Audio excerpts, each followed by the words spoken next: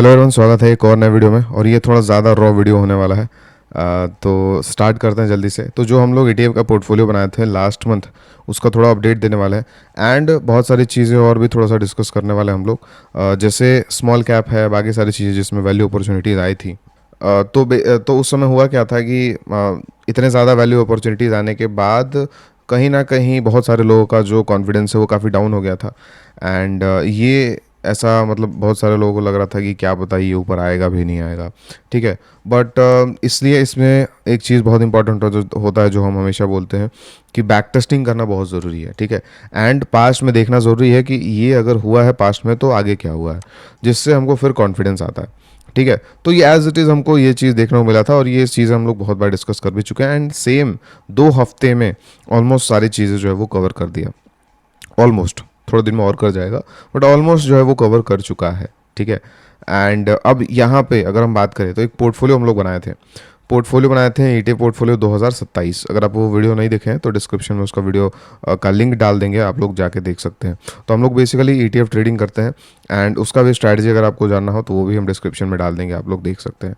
But ये जो है वो पोर्टफोलियो का हम एक वीडियो बना दिए थे कि अभी मार्केट जैसे अच्छा लग रहा था, बुल मार्केट में जाने का चांसेस जो था, तो इस रीजन से अगर हम लोग ऐसे टाइम पे पोर्टफोलियो बनाते हैं तो वो ज़्यादा अच्छा होता है। तो इसी रीज़न से हम लोग पोर्टफोलियो बना दिए थे। एंड उसी के साथ साथ हम लोग कम्युनिटी में भी एक पोर्टफोलियो जो बनाए थे, 3% क्लब कम्युनिटी हमारा है।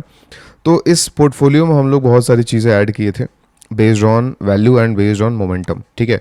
अब इसमें जो हम लेटेस्ट अपडेट का बात कर रहे हैं, इसमें हम ये कहना चाहते हैं कि हम लोगों को जैसे देखिए अब इसमें नंबर ऑफ वीडियोस काफ़ी ज़्यादा हो गए, 1 2 3 4 5 6 7 8 9 ETFs। तो 9 ETFs रख के कोई ज़्यादा फ़ायदा नहीं है। तो हम लोग को एक आपको हम तरीका बताएंगे, इसमें हम कुछ चेंजेस करेंगे ना तो उसमें होगा क्या कि जो रिटर्न अभी हमको यहाँ पे दिख रहा है वो गायब हो जाएगा। ठीक है। तो इस रीज़न से हम यहाँ पे इसमें चेंजेस नहीं करेंगे, क्योंकि गायब हो जाएगा एंड फिर वो वापस से आज से रीसेट हो जाएगा। तो इससे अच्छा हम एक आपको आइडिया जो है वो दे देंगे इस वीडियो में। तो बेसिकली हम लोगों को क्या करना होगा, दो हमारे पास ये है क्या बोलते हैं, 2 सेगमेंट हमारे पास, वैल्यूएशन का और ग्रोथ का। अब होगा क्या, धीरे धीरे जितने भी ये वैल्यूएशन वाले जो ETFs थे, जो सस्ते ETFs हैं, वो धीरे धीरे वो भी मोमेंटम में कन्वर्ट होते जाएंगे, वो धीरे धीरे ग्रोथ में कन्वर्ट होते जाएंगे। वो कैसे होंगे, RSI 50 के ऊपर। ठीक है। तो जैसे ही वो बड़े टाइम फ्रेम पे, डेली पे नहीं, तो जैसे ही वो मोमेंटम में कन्वर्ट होंगे तो फिर ये जो वैल्यू वाले हैं, ठीक है, इसमें से कुछ बाहर आ सकते हैं एंड कुछ एडिशनल ऐड भी हो सकते हैं। अब वो करना कैसे है, तो अभी के टाइम पे हम पर्सनली 3 से 5 ETF, 5 मैक्स 7, उससे ज़्यादा ETFs रखने का फ़ायदा नहीं है, क्योंकि ओवर डाइवर्सिफिकेशन हो जाएगा हमारा। ठीक है। तो हम लोग इसलिए 5 मैक्स हम तो बोलते हैं। ठीक है।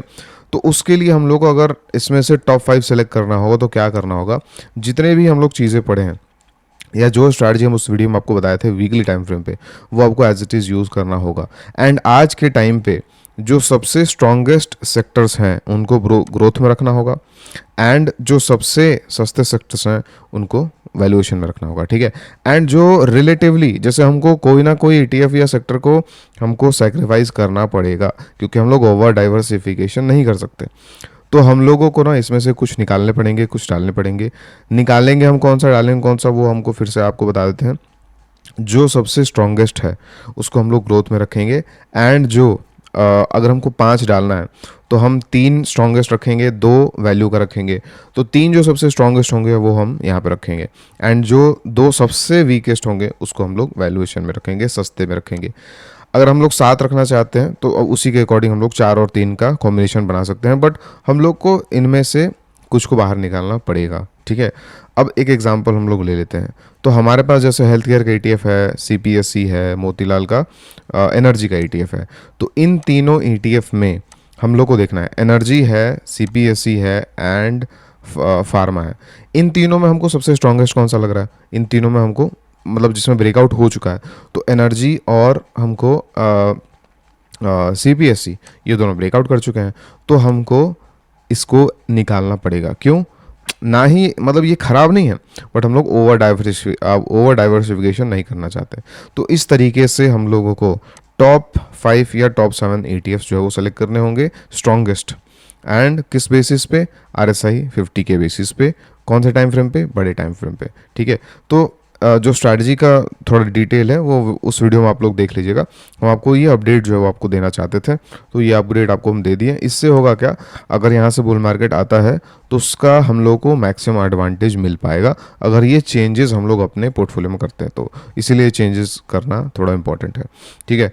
अब जैसे ही आप लोग चेंजेस करेंगे तो फिर यहाँ पे परफॉर्मेंस के सेक्शन में आके और ये देखिएगा कि आपका जो स्मॉल केस है वो इक्विटी को आउट परफॉर्म कर रहा है नहीं, ठीक है।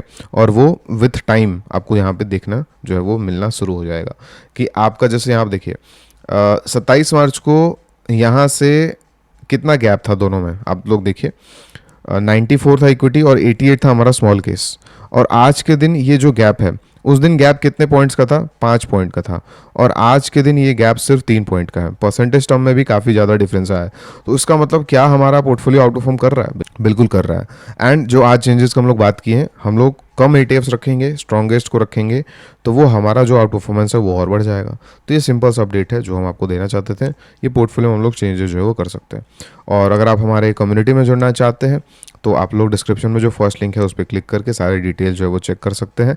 एंड इसमें हम लोग जितने भी सक्सेसफुल चीज़ें हैं इक्विटी में वो सारी चीज़ें पढ़ते हैं। आपको 1 से 2 चीज़ें मास्टर करना है एंड लाइफ टाइम तक उसको यूज़ करके वेल्थ क्रिएट करना है।